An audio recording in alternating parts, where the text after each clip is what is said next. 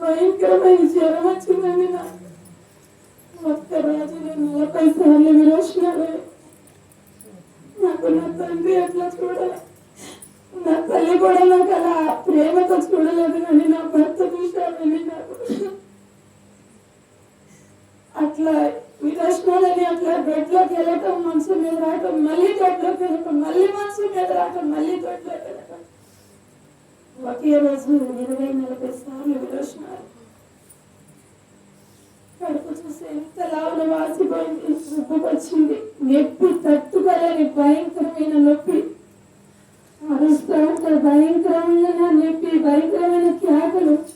Doctor గారు వచ్చి రక్తకణాలు పెరిగేదాకా ఈ వాపు ఇట్లాగే ఉంటుంది, ఈ నొప్పి కూడా ఇట్లాగే ఉంటుందమ్మా అని డాక్టర్ గారు కూడా నా వల్ల కాదు అని చెప్పే పరిస్థితిలో ఉన్నాడు. అప్పుడు నా భర్త గారు అయ్యగారికి ఫోన్ చేశాను. నేను అయ్యగారి ఫోన్లో కూడా ప్రార్థన చేశారు నా గురించి. మళ్ళీ అక్కడ కూడా నా కొడుకు వచ్చారు గారు డాక్టర్ దగ్గర. అయినా కూడా ఈ నొప్పి అట్లాగే ఉంది, రక్తకణాలు పెరగట్లేదు. అసలు కూర్చున్నామన్నా కూర్చోబుద్ధి కాదు, పడుకుందామన్నా పడుకోబుద్ధి కాదు. అప్పుడు మా అయ్యగారిని నా భర్త గారికి ఫోన్ చేసి, మరి తాత ఎట్లా పరిస్థితి ఉంది, మరి డాక్టర్ గారు విజయవాడన్నా తిరుగురన్నా తీసుకెళ్ళమని అని చెప్తున్నారంటే నా కొడుకు బ్యాగ్ సదురుకొని బట్టలు మా మాయ నా కొడుకు వచ్చి తిరుగు తీసుకెళ్లారండి.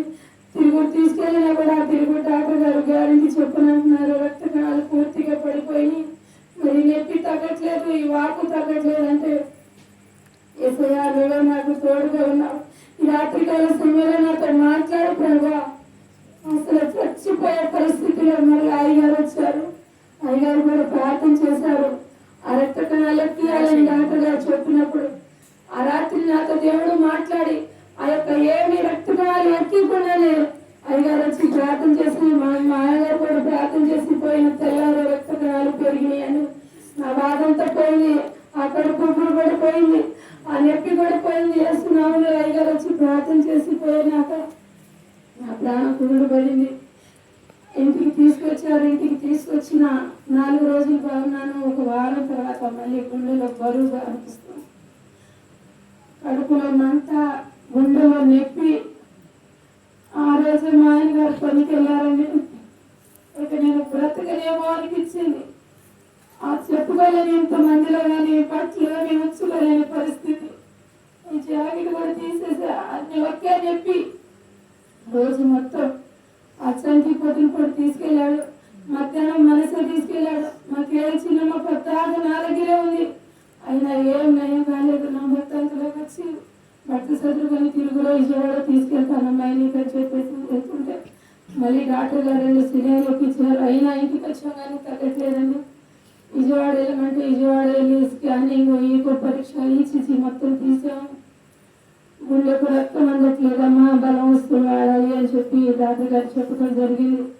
ఏదేమైనా యేసుక్రీస్తు ప్రభు నా జీవితంలో కార్యం చేశాడు. యేసయ్య ఈ నొప్పి బాధ తగ్గిస్తే నీ సాక్ష్యం చెప్పుకుంటాను, నీ కోటం పెట్టించుకుంటాను. యేసయ్య నీ సాక్షిగా ఉంటానని అయ్యగారికి ఫోన్ చేయడం జరిగింది. అయ్యగారు మా కోసం అనుక్షణం అమ్మగారు అయ్యగారు ప్రార్థన చేశారని.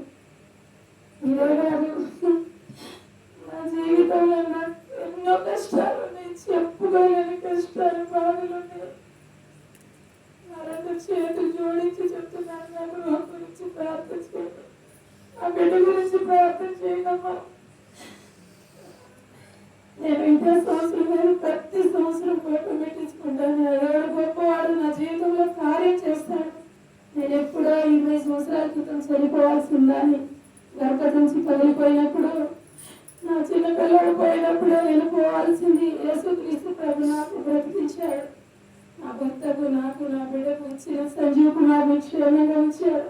ఎన్నో కష్టాలు, ఓయలేని బాధలు, భరించలేని కష్టాలు వచ్చినా కూడా ఆ యేసుక్రీస్తు ప్రభుగా సమర్పించుకుంటున్నాం. ఏ కష్టం వచ్చినా అయ్యగారితో పంచుకుంటున్నాం.